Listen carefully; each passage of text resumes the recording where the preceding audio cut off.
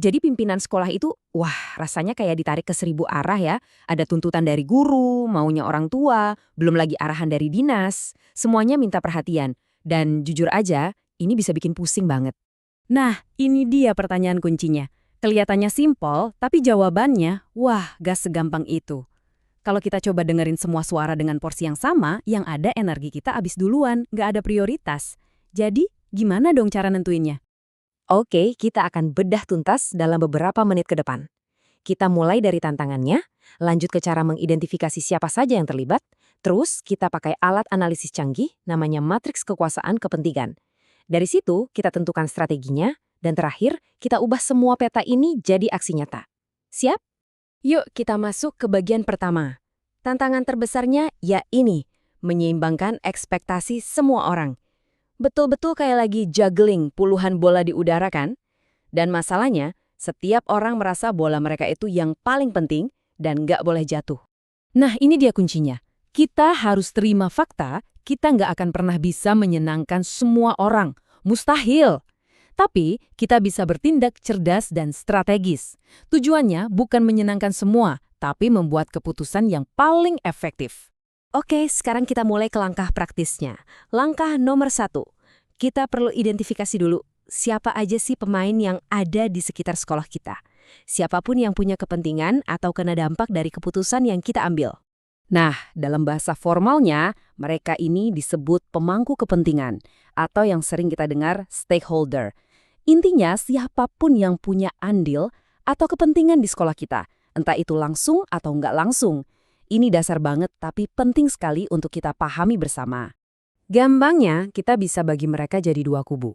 Pertama, ada yang internal, ini orang dalam lah ya, guru, siswa, staf sekolah. Terus ada yang eksternal, ini yang di luar rumah, ada dinas pendidikan, orang tua, yayasan, bahkan warga sekitar. Penting banget untuk mendaftar semuanya, jangan sampai ada yang kelewat ya. Oke, daftarnya udah ada, terus diapain nih? Nah, sekarang kita keluarin senjata rahasianya. Matriks kekuasaan versus kepentingan. Ini alat yang keren banget untuk membantu kita melihat dengan jelas siapa yang harus jadi prioritas. Kenapa alat ini penting? Karena logikanya begini. Nggak semua stakeholder itu levelnya sama. Ada yang pengaruhnya besar, ada yang kecil. Kalau kita kasih perhatian yang sama rata ke semua, itu namanya buang-buang energi. Kita harus fokus. Oke, kita lihat sumbu yang pertama, yang mendatar. Ini soal kepentingan atau interest. Gampangnya, tanyakan, seberapa peduli sih mereka sama keputusan kita? Apakah ini menyangkut hajat hidup mereka? Atau cuma sekedar, oh oke, tahu aja? Berikutnya, kita lihat sumbu yang tegak lurus, kekuasaan atau power. Ini lebih simpel lagi. Pertanyaannya, apa mereka punya kekuatan untuk menggolkan atau malah menggagalkan rencana kita? Siapa yang punya wewenang nyata untuk mengubah arah kebijakan? Nah, setelah kita plot semua stakeholder di kedua sumbu tadi, muncullah 4 kotak atau 4 kuadran ini. Dan disinilah keajaibannya dimulai. Setiap kuadran ini punya resep strateginya masing-masing. Oke, kita bedah satu persatu ya.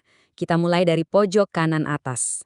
Kekuasaan tinggi, kepentingan tinggi. Ini adalah para pemain kunci.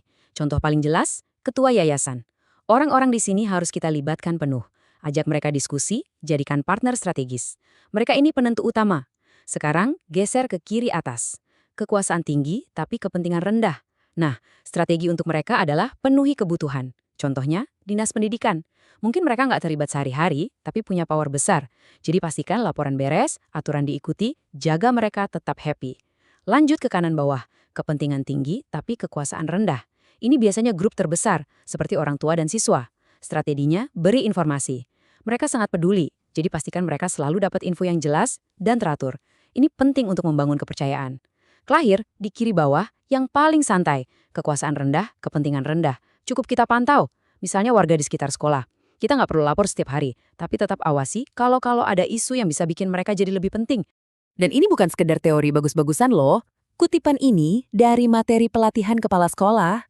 Jadi, kemampuan memetakan stakeholder ini benar-benar dianggap sebagai salah satu kompetensi inti seorang manajer sekolah. Ini adalah skill kepemimpinan yang wajib dimiliki. Oke, petanya sudah jadi. Terus, nah, ini bagian terpenting. Peta ini nggak ada gunanya kalau cuma disimpan di laci. Sekarang, mari kita lihat bagaimana peta ini bisa kita ubah jadi aksi nyata yang berdampak. Manfaatnya apa di lapangan? Wah, banyak banget. Anda bisa membangun dukungan kuat untuk ide-ide baru.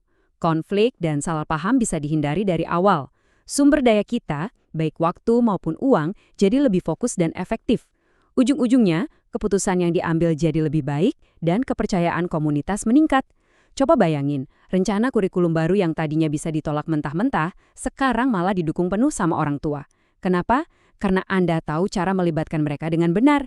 Intinya, kita beralih dari sekedar memadamkan kebakaran menjadi arsitek yang membangun jembatan. Dari reaktif menjadi super proaktif. Nah, sebagai penutup, saya tinggalkan satu pertanyaan untuk Anda renungkan. Di komunitas sekolah Anda, siapa kira-kira raksasa tidur atau sleeping giants-nya? Mereka ini adalah kelompok yang ada di kuadran kekuasaan tinggi, tapi kepentingan rendah. Sekarang mungkin mereka adem ayem, nggak terlalu peduli. Tapi hati-hati, kalau ada satu isu yang menyentil kepentingan mereka, mereka bisa bangun dan dampaknya bisa luar biasa. Mengenali siapa mereka, itu adalah langkah strategis Anda selanjutnya.